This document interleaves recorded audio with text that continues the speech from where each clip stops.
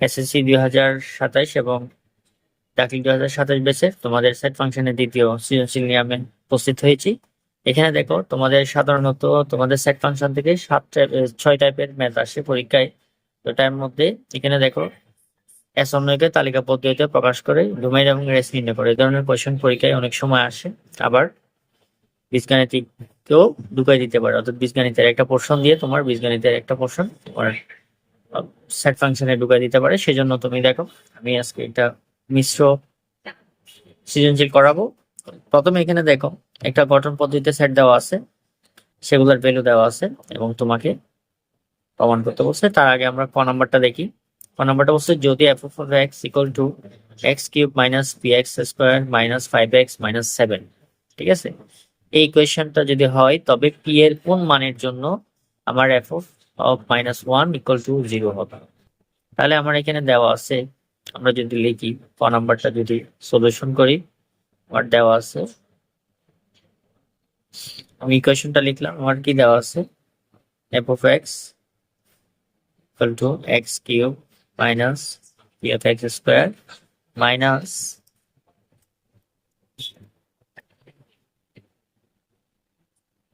5x minus 7, ঠিক আছে, এই ইকুয়েশনটা আমার দেওয়া আছে। তাহলে এখানে আমার দেখো এখানে কি বলছে এফ অফ ইকুয়ালস টু 0, ঠিক আছে, আমরা F of x equals to 0 এটাও লিখলাম। আচ্ছা,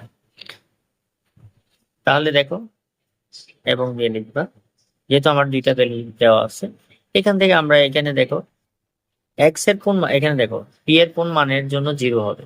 তাহলে আমরা দেখো এখানে এক্স এর ভ্যালু গুলো আমরা -1 বসাবো, ঠিক আছে, 1 লিখে আমি মানটা বসাই দিলাম।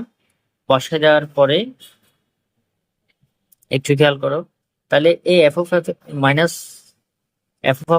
1 ইকুয়াল টু কত, 0। তাহলে আমরা এটির সমান কি লিখতে পারি, 0 লিখতে পারি। এখানে দেখো তাহলে এটার ভ্যালু কত আসবে, যদি এখানে দেখো সবসময় মনে রাখবা যে যদি এখানে বর্গ হয় অর্থাৎ স্কোয়ার হয় তখন এখানে মাইনাস চিহ্ন থাকলে ব্র্যাকেটের ভিতরে এটা বেনিশ হয়ে যায়, কারণ এখানে স্কোয়ার থাকা মানে কি -1 দুইটা থাকা, ঠিক আছে।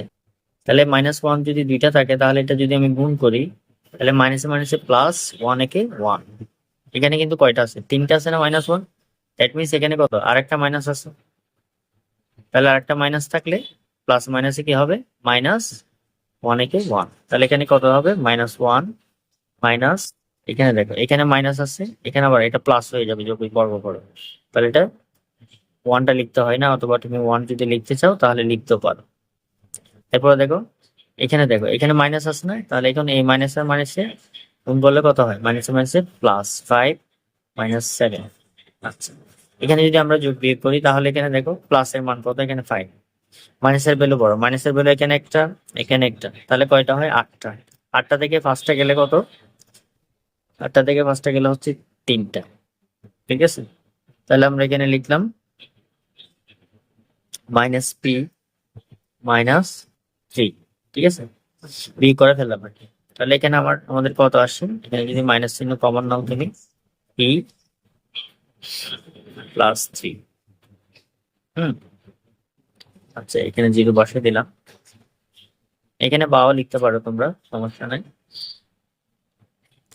এরপরে দেখো আমরা যদি এই মাইনাস চিহ্নটাকে যদি এই পাশে পাঠাই দিই, ঠিক আছে, অথবা আমরা যদি -1 দিয়ে ভাগ করিও এটা বেনিশ হয়ে যায়। তো বেনিশ হলে এটা দেখো আমি তোমাদেরকে দিলে এটা কিছু না, মানে এখানে -1 আছে, তাহলে এটার ভ্যালুটা থাকে কত, পি প্লাস 3। তাহলে পি এর এখানে যদি আমি পিটাকে যদি এই পাশে রেখে জিটাকে যদি এই পাশে পাঠাই দিই, এটাকে যদি ব্যস্তনে কত করে লাগে, তাহলে পি এর ভ্যালু কত আসবে, আমার -3 আসবে, ঠিক আছে। তাহলে এখানে বলছে পি এর কোন মানের জন্য, আমার প্রশ্নতে বলছে যে কি পি এর কোন মানের জন্য F of x 1 minus equal to 0 হবে। তাহলে আমরা পি এর -3 এর জন্য ধরি, পি ইকুয়াল টু -3 এর জন্য কি হবে, এফ অফ -1 ইকুয়াল টু 0 হবে। অ্যান্সার হচ্ছে এটাই।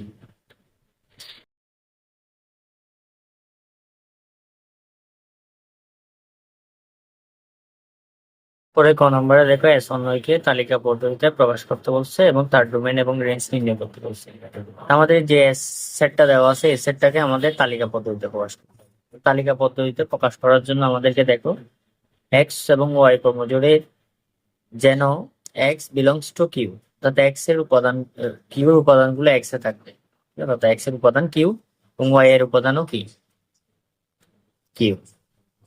এখানে একটা শর্ত দিছে এবং X minus Y equal to 2, তাহলে এই শর্তটা দেওয়া আছে, আমরা লিখলাম দেওয়া আছে আমাদের একটা কিউ এর ভ্যালু দেওয়া আছে, অর্থাৎ কিউ এর সেটগুলার উপাদানগুলো কি কি -2 -1 0 1 আমরা লিখলাম।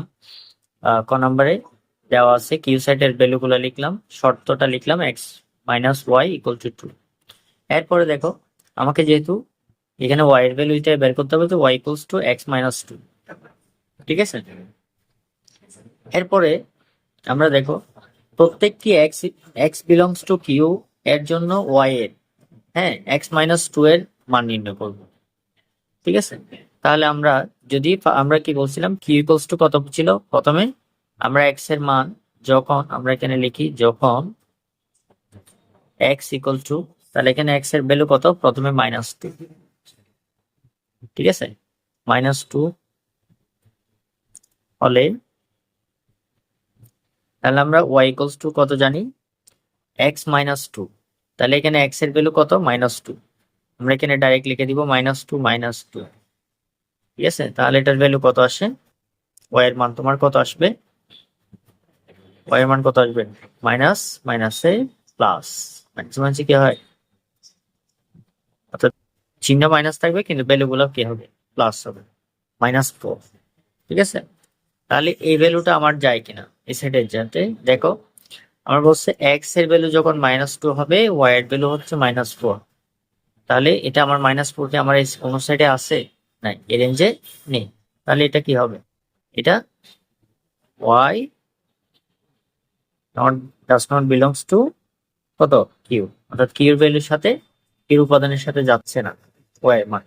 এরপরে দেখো আমরা এক্স এর ভ্যালু -1 ধরে যদি করি, 1 হলে ওয়াই এর মানটা আমরা বসাবো, ওয়াই এর ভ্যালু কত, এই যে এই সূত্র থেকে, অর্থাৎ এখানে আমরা ওয়াই এর ভ্যালু মান নিলাম, তখন ওয়াইটাকে যদি চিহ্নের ওই পাশে নিয়ে যাও প্লাস হয়ে যাবে, আমরা এই পাশে প্লাস লিখলাম, একটা লাইন লিখি না এখানে, যদি তুমি চিন্তা করো যে -1 দিয়ে উপপক্ষে ভাগ করছি, এবার 2টাকে যদি এই পাশে না মাইনাস হয়ে যায়, এক্স এক্স এর পাশে আছে, তাহলে এক্স -2।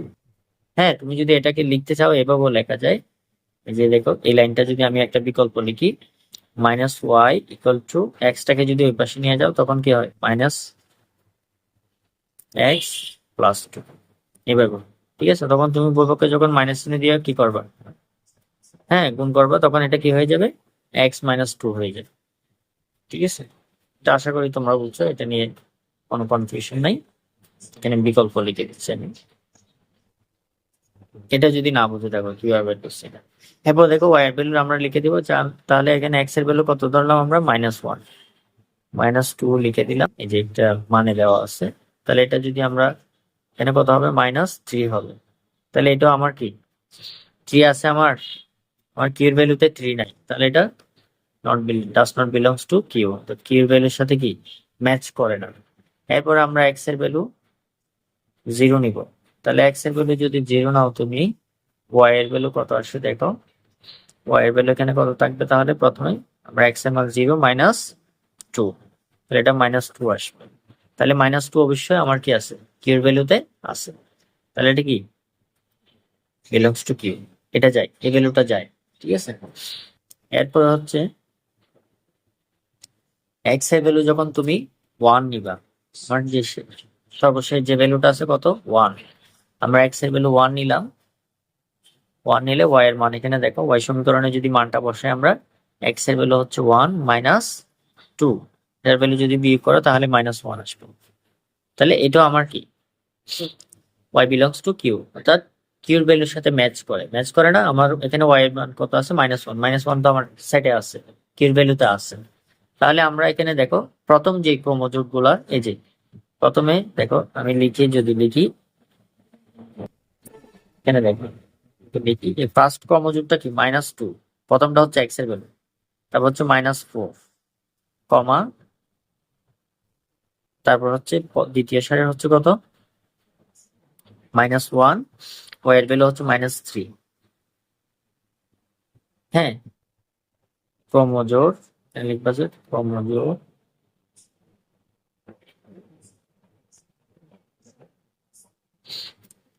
অন্য ফাংশনে কি করে না, ফাংশনের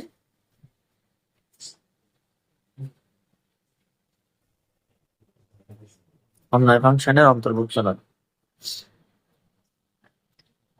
ভুক্ত নয়। ঠিক আছে, তাহলে এখানে দেখো এখানে অন্তর্ভুক্ত কি এই দুইটা।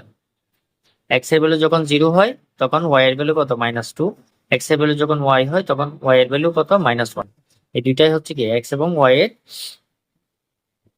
ভ্যালুগুলো কিউব ভ্যালুর সাথে কি করে ম্যাচ করে। ঠিক আছে, তাহলে আমার এস এর তালিকা, এস এর তালিকা পদ্ধতি, ঠিক আছে, এস ইকুয়াল টু আমরা যদি তালিকা পদ্ধতি করি তাহলে এখানে এস তালিকা পদ্ধতি কি থাকবে, এখানে তালিকা পদ্ধতিতে থাকবে তোমার কত 0, তারপর কত -2, কমা এরপরের সাইডে হচ্ছে -1, সরি 1, আর এটা হচ্ছে -1।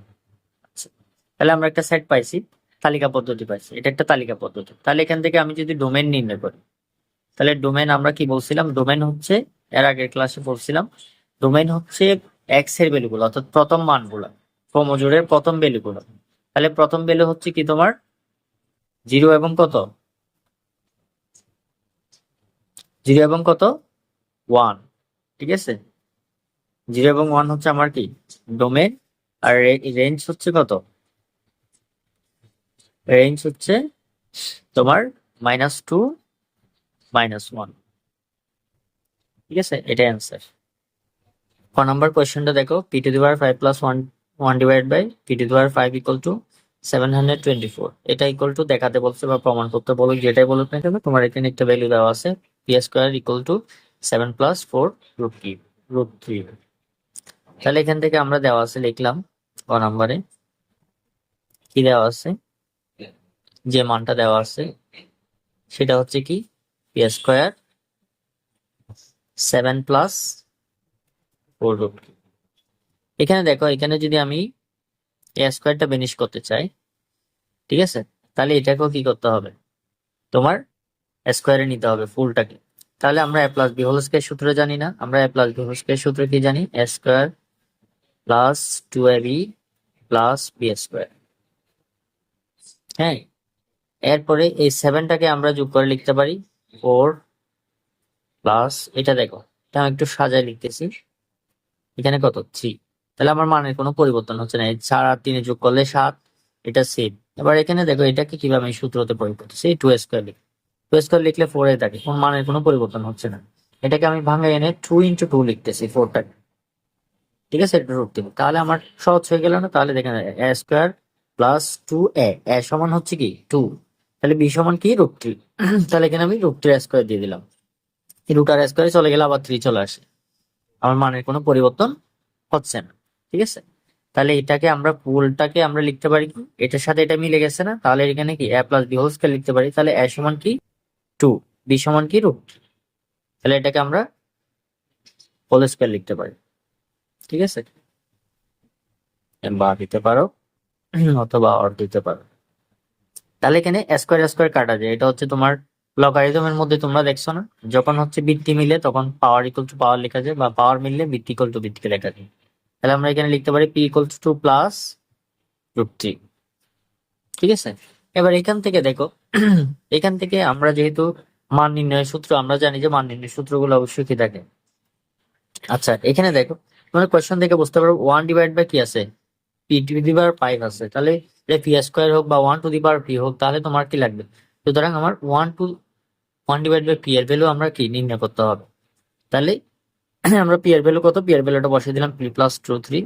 আচ্ছা, আমরা জানি একটা বীজগণিতের একটা চিরচেনা সূত্র আছে, সেই সূত্রটা হচ্ছে কি a + b × a - b। এখানে দেখো এটা হচ্ছে a² - b² সূত্র। এটা কিসের সূত্র, a² - b² এর। আমি উপরে লিখতেছি তোমাদের বুঝার সুবিধার্থে, আমি এখানে যা যা সূত্র ইউজ করবো সেগুলো আমি তোমাকে এখানে একটা ব্র্যাকেটে লিখে দিচ্ছি। তাহলে আমরা a² - b² এর একটা সূত্র জানি, সেটা হচ্ছে কি a + b × a - b। আচ্ছা, আমরা এখানে সেই সূত্রটা অ্যাপ্লাই করব, কিভাবে করব, তাহলে এখানে দেখো এটাকে যদি আমি a ধরি, এটাকে যদি b ধরি, তাহলে আমরা নিচে a plus B into a minus B এর সূত্র লিখতে পারি, তাহলে এখানে টু উভয় পক্ষে কি 2 মাইনাস √3 দিয়ে কি করতে গুণ করে দিলে আমার কি এখানে দেখো এটা কাটা গেলে আবার সেম মান চলে আসতেছে, তাই না? আচ্ছা, এটা আমি কেন করলাম? কারণ 1/p এর ভ্যালু নির্ণয় করার জন্য। আবার এখানে দেখো এই দুটো উপরে কি থাকবে 2 মাইনাস √3। আচ্ছা, এটা দেখো a plus B into a minus B, তাই না? তাহলে এটা সূত্র কি a square minus B square. তাহলে এখানে আমরা a স্কোয়ার মানে কি লিখবো 2 স্কোয়ার, বি স্কোয়ার মানে কত লিখবো মাইনাস বি স্কোয়ার মানে √3 হোল স্কোয়ার। ওকে, তাহলে এখানে দেখো আমরা কাটাকাটি করলে এখানে 2 মাইনাস 3 থেকে যাবে, এটা 1/p এর ভ্যালু। ওকে, তাহলে 1/p এর ভ্যালু আমরা কি পাই? নিচে হচ্ছে এখানে 4, এখানে হচ্ছে 3, তাহলে বিয়োগ করলে আমরা পাবো, সুতরাং 1/p এর ভ্যালু আমরা কত পাচ্ছি 2 মাইনাস 3, কারণ এখানে 4 থেকে 3 বিয়োগ করলে 1 থাকে, এই একেরটা যদি লবে হরে যদি 1 থাকে 1টা লিখতে হয় না, তাহলে আমরা 1/p এর মানও পাইছি এবং এই p এর মানও পাইছি। এবার দেখো আমার আমি কি করব, এটা গুণ করব, ঠিক আছে? তাহলে আমি এখানে সুতরাং লিখবা, তুমি চাইলে বাম পক্ষ লিখে এটার সূত্রটাও প্রয়োগ করতে পারো, অথবা এখান থেকে লিখে দিতে পারো, কোনো সমস্যা নাই। তাও আমি তোমাদেরকে দেখাচ্ছি, দেখো। তাহলে আমি p প্লাস 1/p এর ভ্যালুটা লিখি, মানটা নিই। তাহলে এটার মান কি দাঁড়ায় 2, এখানে দেখো p এর ভ্যালু আমরা 2 প্লাস √3, 2 প্লাস √3 প্লাস, তারপরে 1/p এর ভ্যালু হচ্ছে 2 মাইনাস √3। হ্যাঁ, তাহলে এটার মানটা কত আসবে এখানে বলো? এখানে 3 কাটা যাবে না, 3 কি চলে যায়, তাহলে এখানে কত থাকে 4। তাহলে p প্লাস 1/p এর মান হচ্ছে কত 4। দেখো আমাদের আরো দুইটা ভ্যালু নির্ণয় করতে হবে, সেগুলো হচ্ছে p square plus 1/p square আমরা সূত্র জানি a plus b whole square minus 2ab। তাহলে এটার মান বসাই দিলাম, এটার মান হচ্ছে 4, 4 স্কোয়ার মাইনাস 2, তাহলে 16 থেকে 4 স্কোয়ার মানে 4 স্কোয়ার ইন্টু 16 হয়, 16 থেকে 2 গেলে 14। এরপর হচ্ছে p কিউব প্লাস 1/p কিউবের সূত্র হচ্ছে a plus b whole cube, অর্থাৎ p plus 1/p whole cube minus 3ab plus 3ab into a plus b। ঠিক আছে, তাহলে এখানে এগুলোর ভ্যালুগুলো আমরা যদি বসাই দিই, তাহলে এটার মান হচ্ছে 4 কিউব মাইনাস 3, এটা কাটা যায়, আর এটার ভ্যালু হচ্ছে 4। তাহলে এখানে 4 4 16, 16কে যদি তুমি 4 দিয়ে আবার গুণ করো, তাহলে কত হয় 424, 66। তাহলে 66 থেকে 12 বিয়োগ করতে হবে, 12 বিয়োগ করলে তোমার কত আসবে 52 আসবে। তাহলে ঠিক আছে, এই 52 আসবে।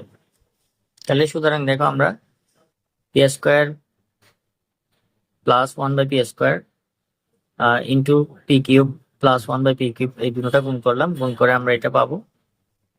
ঠিক আছে, এটা কিভাবে পাই? p কে যদি p দিয়ে গুণ করো তাহলে গুণের বেলায় পাওয়ার যোগ হয়, আর ভাগের বেলায় পাওয়ার বিয়োগ হয়। তাহলে এটা দিয়ে তুমি যদি এটাকে গুণ করো, গুণ করার পর এটা পি স্কোয়ার উপরের অংশ, এটা নিচের অংশ, তাহলে বিয়োগ করলে তোমার কি নিচের অংশটা বেশি থাকে, সেজন্য এখানে কি থাকবে 1/p থাকবে। ঠিক সিমিলারলি এটাকে যদি তুমি 1/p স্কোয়ারকে যদি পি কিউব দিয়ে ভাগ করো, গুণ করো, তাহলে কি থাকবে পি থাকবে।